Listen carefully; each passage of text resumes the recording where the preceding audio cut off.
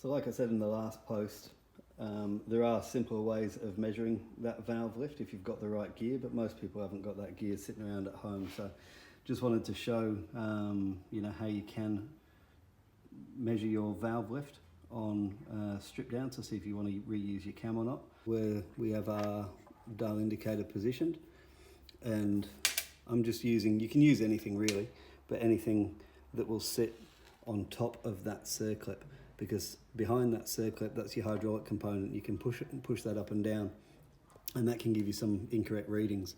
So you really want to use, I don't know, whatever you've got, an old nut, a socket that fits nicely in there. I use that because that is, as you can see, that is that.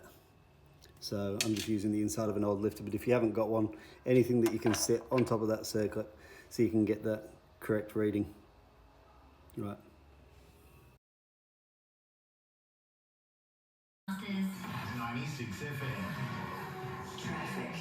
There is a broken down truck for the moment in Hazelmere on the Road Highway southbound as you turn right onto the Great Eastern Highway bypass. It is blocking out the most left hand of that turning lane for the moment. Otherwise, your freeway northbound a bit sticky at Berwick Drive, but your freeway southbound still looking all right. A bit slow as well on Eastern on Stirling Highway, southbound at Canning Highway, and make sure you stick to 40k in school zones. The Michael Hill sale is now on. Be one of the first 50 customers installed this Thursday and receive a $50 voucher. Hurry to nearest Michael Hill, doors open at 9 a.m. It's Christy with your latest Perth traffic on 96 FM.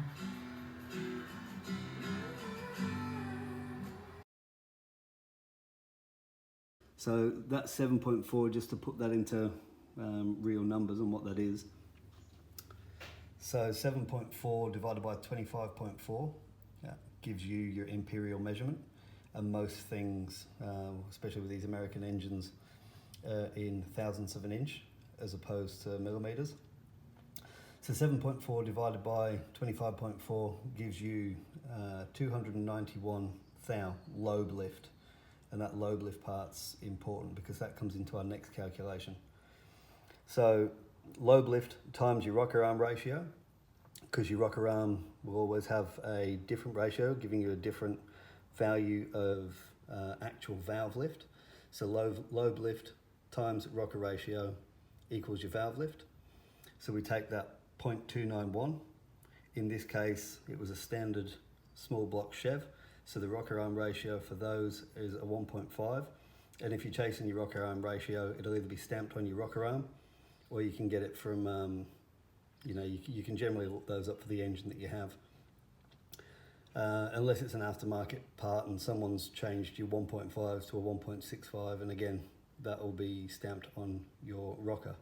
So you do that calculation and you work out that your valve lift, in this case, on the strip down of this engine, was a 0.437 thou valve lift.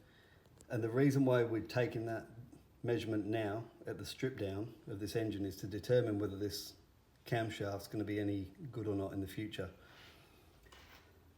So it's a Crocam's 1651.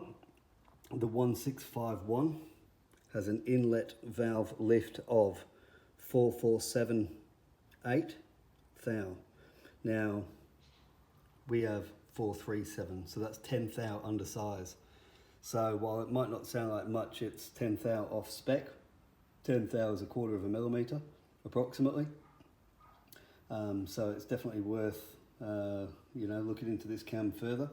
What we did do that's off camera is actually check all of the different lifts across the cam on this strip down, and we found 20 thou worth of variation. So this thing was knackered. It had an awesome sounding lumpy idle, but that's because every single valve was doing something it shouldn't be doing. So it sounded fantastic, but really performance was a massive affected massively. So that thing's junk, and we'll be putting in a new cam and a bigger cam, more than likely. All right, I hope that explained something. Hit me up, any questions in the comments if any of that didn't make sense, and we'll see if we can answer any questions.